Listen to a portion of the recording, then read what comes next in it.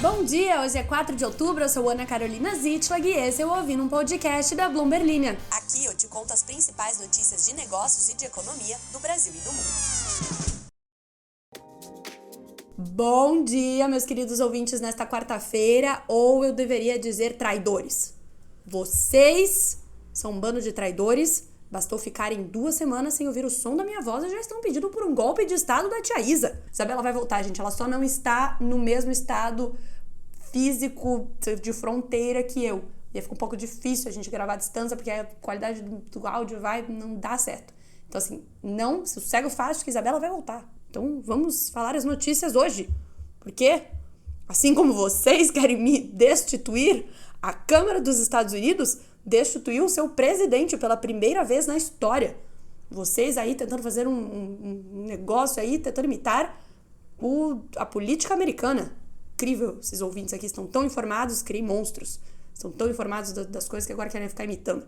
Vamos falar sobre isso e também vamos falar sobre como as Casas Bahia conseguiram um alívio de credores com renegociação de parte da sua dívida e ainda vamos falar sobre ele, o Ozempic. Já ouviu falar? Ozempic, aquele medicamento que tá muita gente aí usando para emagrecer.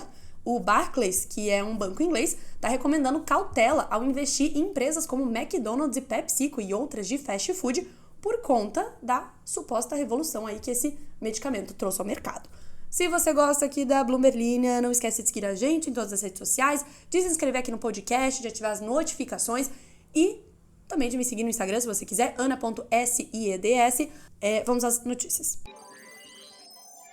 O republicano Kevin McCarthy foi deposto nesta terça-feira da posição de presidente da Câmara dos Estados Unidos por dissidentes do seu próprio partido, encerrando seus tumultuados 9 meses no cargo e levando um Congresso já fragmentado ainda mais à desordem. Vem nova temporada de House of Cards, só que com um ator que não foi cancelado por aí? Não sabemos. O veterano político da Califórnia, de 58 anos, no caso o que existe mesmo, ou não o da série, que navegou por correntes políticas traiçoeiras para evitar um calote da dívida dos Estados Unidos no início deste ano e a paralisação do governo em 1º de outubro, agora se torna o primeiro presidente da Câmara dos Estados Unidos a ser removido do seu cargo. O placar de 216 a 210 votos levanta novas questões sobre Washington. A Moody's Investor Service, que é a única agência de classificação de crédito importante que ainda concede aos Estados Unidos a nota máxima, alertou no final de setembro que a sua confiança nos Estados Unidos está vacilando devido a preocupações com governança. O destino de McCarthy foi selado por radicais frustrados com a sua negociação bipartidária. Os democratas, que expressaram queixas contra McCarthy em uma reunião fechada do partido de terça-feira, se recusaram a salvá-lo. Que cheirinho de política brasileira. Ai, essa galera devia fazer um intensivão aqui, para ver se eles aprendem alguma coisa. A última vez que a Câmara de lá voltou para remover um presidente foi em 1910. Naquele caso, o então presidente Joseph Cannon sobreviveu a este teste. O deputado Patrick McHenry, da Carolina do Norte, foi nomeado presidente interino. O presidente do Comitê de Serviços Financeiros já afirmou anteriormente que não tem interesse no cargo. Não há um sucessor óbvio para unificar o partido fragmentado, um vácuo que surge à medida que os Estados Unidos se aproximam do prazo de 17 de novembro para manter o governo em funcionamento. Um fechamento disruptivo teria feito cascata na economia dos Estados Unidos. A ajuda do país à Ucrânia, que se tornou um motivo de desgosto para os radicais republicanos e foi retirada do acordo de gastos de curto prazo, está em jogo. Da mesma forma, estão em jogo as batalhas controversas sobre política de imigração e asilo e apoio aos mais pobres. Os negócios legislativos serão interrompidos durante a batalha pela presidência da Câmara. Os republicanos convocaram imediatamente uma reunião do partido a portas fechadas. McCarthy não se pronunciou imediatamente para os repórteres lá nos Estados Unidos. Atenção, Cranzebeck! Ao top de 4 já vai! Já vai! Tão felizes? Tão felizes? Aprendi a colocar a música no podcast agora, que vocês estão pedindo.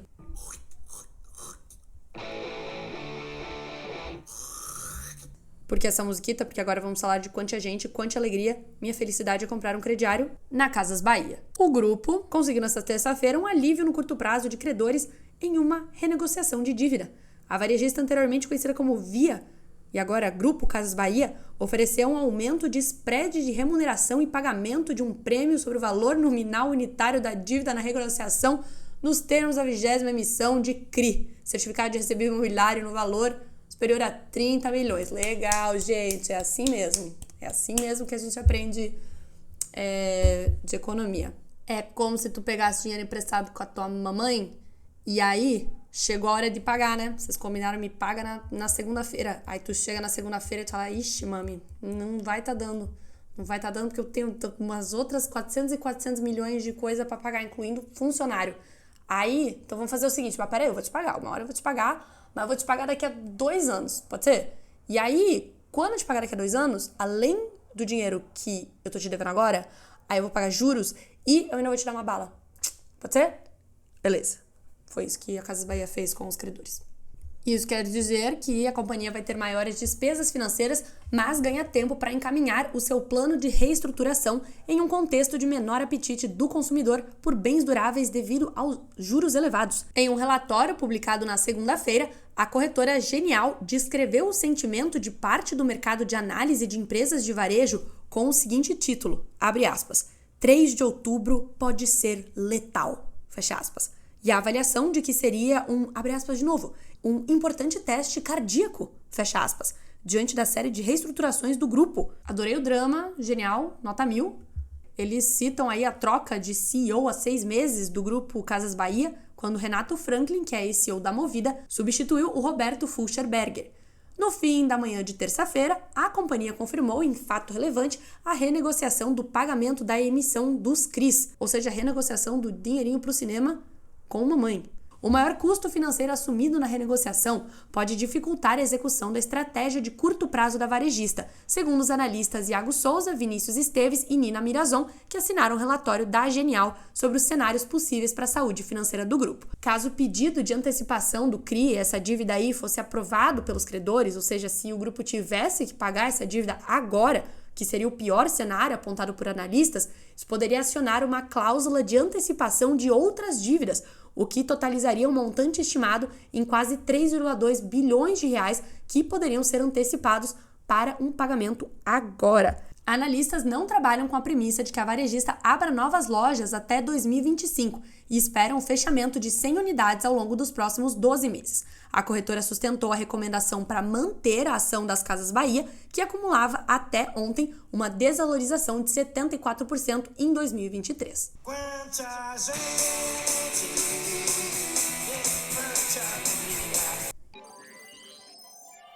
E falando de Shopping Center, que é um lugar que a gente vai para comer uma comidinha gostosa, né? Uma comidinha com gordurinhas.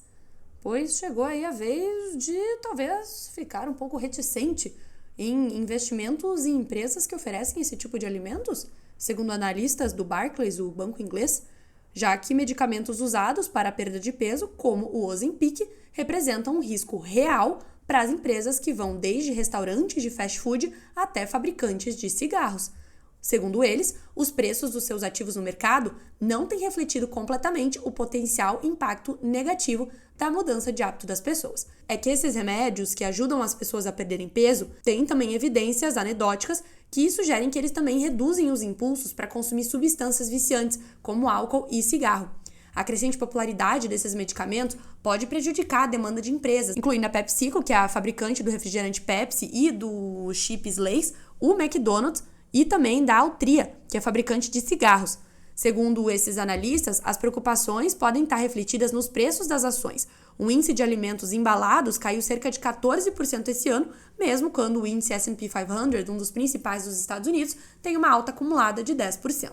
Mas, nos mercados de derivativos de crédito, os investidores parecem acreditar que a maioria dessas empresas se tornou menos arriscada. Por exemplo, o custo de segurar a dívida do McDonald's contra a inadimplência por 5 anos caiu cerca de 6 pontos base ao longo do último ano. Mas o Barclays sugere comprar proteção contra essas empresas que podem ser prejudicadas por esses medicamentos. Um porta-voz da Pepsi se recusou a comentar com a Bloomberg News, citando um período de silêncio antes dos resultados financeiros, e representantes da Altria do McDonald's não responderam aos pedidos de comentário. Algumas empresas podem se beneficiar da proliferação desses medicamentos, segundo os estrategistas. A CVS Health, que é uma grande cadeia de farmácias dos Estados Unidos, poderia se beneficiar se mais consumidores recebessem prescrições desses medicamentos, e a sua divisão de seguro-saúde, a Aetna, poderia se beneficiar caso as pessoas perdessem peso. Os gestores ainda estão determinando como esses medicamentos vão afetar os seus negócios. Steve Cahillane, CEO daquela nova, fabricante de snacks recentemente separado da Kellogg, aquela do cerealzinho, disse na segunda-feira que a empresa está estudando o impacto desses medicamentos nas dietas dos consumidores para poder ajustar o seu negócio conforme necessário. A ascensão dos medicamentos de hormônio GLP-1 é um dos temas em que o Barclays está focando nos próximos anos, juntamente com a ascensão da inteligência artificial, a transição de energia e a desintermediação de telecomunicações, mídia e tecnologia. Eu espero que você, assim como eu, fique com um Shopping Center na cabeça pelo resto do seu dia, para você lembrar de mim pelo resto do seu dia, e que você também tenha ficado com uma leve vontadezinha de ir ao Shopping Center. Como vocês, tal qual Chico, se tu me quiseres, não me querem mais, só tinham 6 comentários hoje na plataforma, então eu vou ler todos. E metade deles é pedindo pra Isabela voltar. Gente, o Cadu diz: se a tia Isa estivesse participando deste episódio, creio que ela teria colocado a música Piuí Abacaxi do Trem da Alegria na sonoplastia. É verdade, fiquei só no Piuí mesmo. O Ira diz, em caps lock, saudades da Isabela Batman. O Charlie diz, muito bom, feliz pelo retorno da Carol e triste pela ausência da Isabela, já arrumando as malas para morar na Espanha porque o frio canadense ninguém merece. Concordo com você, detesto o frio. A Ana Carla diz que, Ana, será que aquele refri de Santa Catarina, Max William, tem esse nome por conta do nome do dono? Eu não conheço esse refrigerante, Ana Carla. Max William, eu só conheço o Maracujá Joinville, uma cachaçinha produzida na minha cidade. Gabriel Andrade diz, vai aprender a falar baianês, aprender a falar lá ele. Toda hora vai ser lá ele. Eu já tenho falado, mas ainda não acho que é meu lugar de fala. Eu ainda não acho que eu tenha a fluência necessária, preciso de um batismo no lá ele pra eu poder me soltar, entendeu? E aí o Leandro, ele pede pra eu falar sobre a recuperação judicial da Gocil, já que ele nunca me pediu nada. Te falo agora. Grupo Hans, confesso que eu não conhecia, viu, Leandro? Confesso que eu não conhecia, mas o Grupo Hans, que é dono da Gocil Serviços de Vigilância e Segurança, entrou com um pedido de recuperação judicial na semana passada. Este grupo é formado por 12 empresas dos setores de serviços gerais, segurança, imobiliário e agronegócio e tem uma dívida aí de 1,76 bilhão de reais, a maior parte com instituições bancárias. Mais uma empresa brasileira entrando aí em recuperação judicial este ano. E vou puxar uma informação aqui para vocês agora. Quantas empresas entraram em recuperação judicial em 2023?